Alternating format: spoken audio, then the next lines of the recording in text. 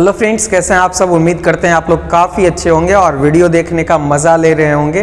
तो आइए आज हम आपका स्वागत करते हैं एक बहुत ही मज़ेदार वीडियो में, जिसके अंतर्गत हम लोग ग्रामर के एक बहुत ही महत्वपूर्ण टॉपिक आर्टिकल के 20 महत्वपूर्ण क्वेश्चन को डील करेंगे, जो कि किसी भी एग्जामिनेशन पर्पस से बहुत इंपॉर्टेंट है।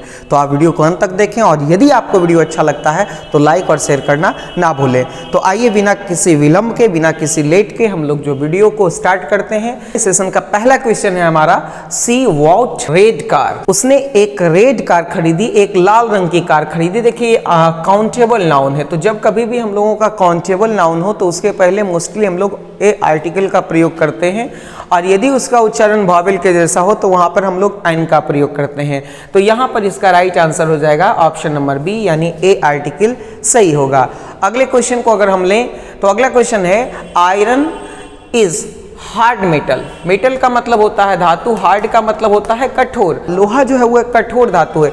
चूंकि यहाँ पर आयरन जो है वह मटेरियल नाउन है, और हम लोग जो है वह मटेरियल नाउन को जो है वह सिंगुलर मानते हैं, और मटेरियल नाउन के पहले जो है वह कोई भी आर्टिकल के प्रयोग से हम लोग बचते हैं। तो यहाँ पर पहले वाले में जो है वह कोई आर्टिकल नहीं होगा। बात करें दूसरे पोजीशन की, तो आयरन इज हार्ड मेटल, मतलब लोहा जो है वह कठोर धातु होता है। यहां पर देखिए क्या है कि दूसरे में हमारा आर्टिकल ए होगा, क्योंकि लोहा एक कठोर धातु होता है। तो यहां पर ए का सेंस दे रहा है, इसलिए यहां पे ए होगा।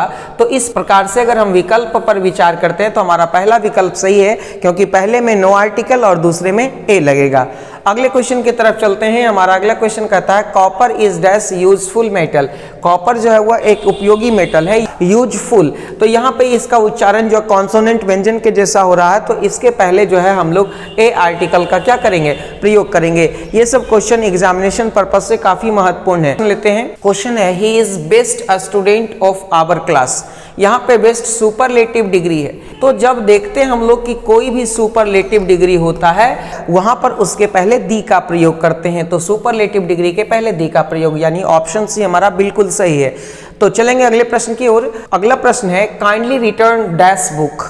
हम लोग कह रहे हैं कि कृपया बुक लौटा दो। तो अब देखिए यहाँ पे क्या है कि हम उस बुक की बात कर रहे हैं जिस बुक को हमने दिया था, यानी खास बुक लौटाने की बात कर रहे हैं। तो जब किसी को हम लोग स्पेशलाइज्ड कर देते हैं, खास बना देते हैं, तो उस परिस्थिति में उसके पहले हम लोग दी आर्टिकल का प्रयोग करते हैं, जो कि एक डेफिनिट आर्टिकल है, यानी इस प्रश्न का ऑप्शन सी सही होगा आंसर।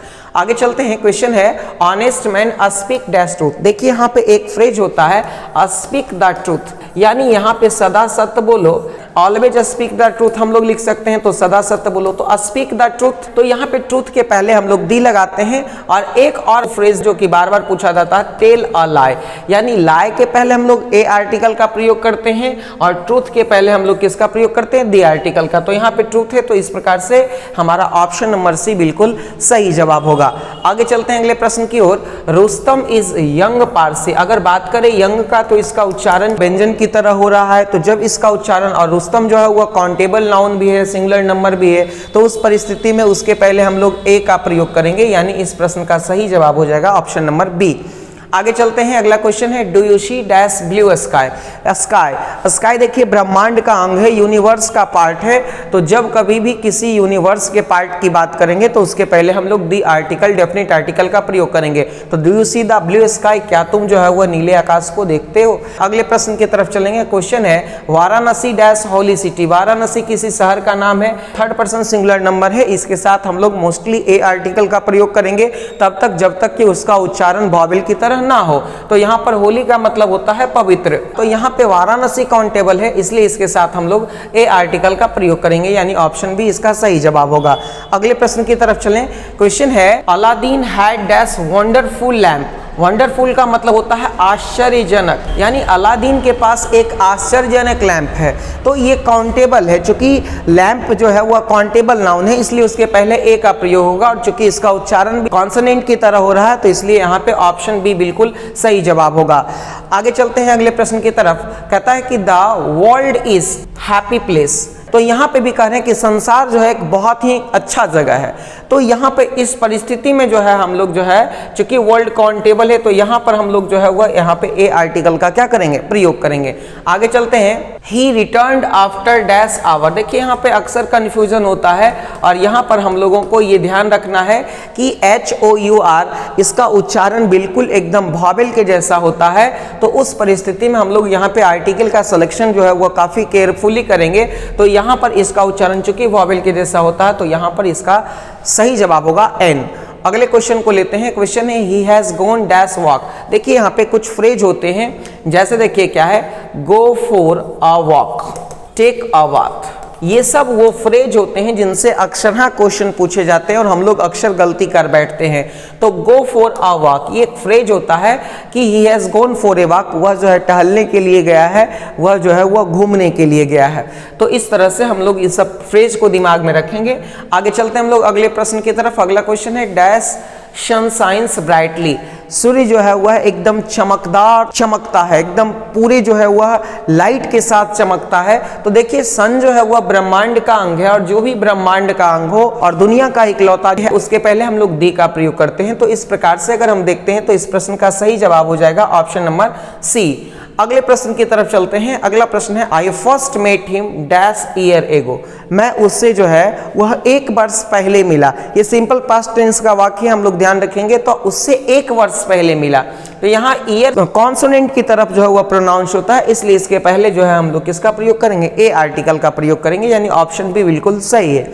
अगले प्रश्न की तरफ चलें। क्वेश्चन है yesterday European called at my office. European देखिए क्या है, ये जो है यूरोपियन, इस तरह से ये प्रोनाउंस होता है। तो जब इस तरह से ये प्रोनाउंस होता है, कॉन्सोनेंट की तरह प्रोनाउंस होगा, तो ये अपने पहले जो है वह क्या लेगा, ए लेगा। तो यानी इस प्रश्न का सही जवाब होगा ऑप्शन नंबर बी। आगे चलते हैं अगले प्रश्न की तरफ। Dash Ganges dash sacred river. Ganga नदी का नाम है और सारे नदियों के नाम के पहले हम लोग दी आर्टिकल का प्रयोग करते हैं, और एक पवित्र नदी है। चूंकि गंगा एक पवित्र नदी है तो एक का बोध हो रहा है, तो इस परिस्थिति में यहाँ पे ए आर्टिकल का प्रयोग होगा और यहाँ पर दी आर्टिकल का। इस हिसाब से अगर हम ऑप्शन पे विचार करते हैं तो हमारा ऑप्शन नंबर सी बिल्कुल सही जवाब है। अगले प्रश्न की तरफ चलें। अगला क्वेश्चन है dash first volume is on verbs. अब खास वॉल्यूम की बात कर रहे हैं कि जो पहला वॉल्यूम है वो वर्ब पे बनाया गया है। इस बुक का, इस कंपोजिशन का जो पहला वॉल्यूम है वो वर्ब पे है। तो खास वॉल्यूम की बात कर रहे हैं और ऐसे भी ऑर्डिनल नंबर है, इसके पहले हम लोग दी का प्रयोग करते हैं।